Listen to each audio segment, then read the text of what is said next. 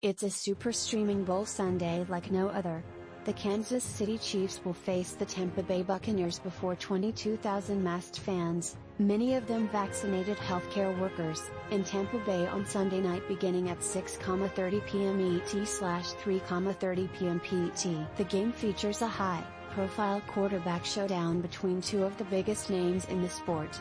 Tom Brady, a 21-year veteran with more Super Bowl rings than any player in NFL history, is seeking an unprecedented seventh championship as he takes the field against Patrick Mahomes, a 25-year-old who has taken the league by storm by winning an MVP and a Super Bowl in his first 2 seasons as a full-time starter. Public health officials across the nation are bracing for a possible surge in COVID-19 cases if Americans fail to take heed of warnings not to gather for Super Bowl parties. Pfizer expects to cut the amount of time it takes to produce a COVID-19 vaccine nearly in half, from 110 days to an average of 60, as it makes the process more efficient and production is built out. For example, making the DNA that starts the vaccine process first took 16 days.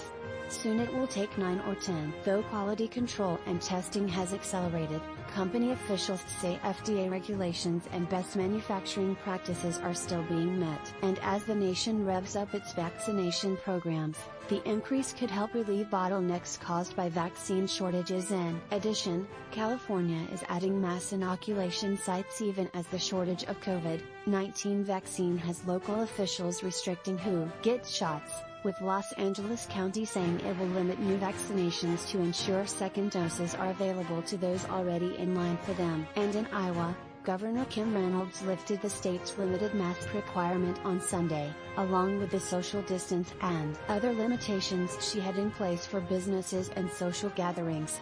President Joe Biden had a simple response when asked whether his administration would lift sanctions on Iran to bring the country back to the negotiating table. No. Biden, during an interview with CBS Evening News anchor Norah O'Donnell, elaborated that Iran would need to stop enriching nuclear fissile material. However, Iranian Supreme Leader Ayatollah Ali Khamenei on Sunday said the U.S. would need to lift sanctions before Iran meets its commitments. In 2015, the Obama administration had negotiated a deal in which major European nations would lift economic sanctions on Iran in exchange for the country limiting its nuclear program. But in 2018, then, President Donald Trump withdrew the U.S. from the deal that had said was too lenient. A winter storm rolled up the snow-weary East Coast on Sunday, threatening to pound some areas with a foot of snow just a week after a powerful nor'easter blitzed parts of the region. However, AccuWeather meteorologists said the emerging weather pattern did not appear to threaten a repeat of the blockbuster storm that shattered snowfall records last week. About 50 million people were under a winter storm watch or warning. New York City, still recovering from almost 2 feet of snow, was forecast to see 4 to 8 inches before the snow ends on Sunday night. The storm comes as a blast of Arctic air from Canada began sweeping the season's coldest air yet across the plains. P.S. Like this roundup of stories, we send it to inboxes every afternoon.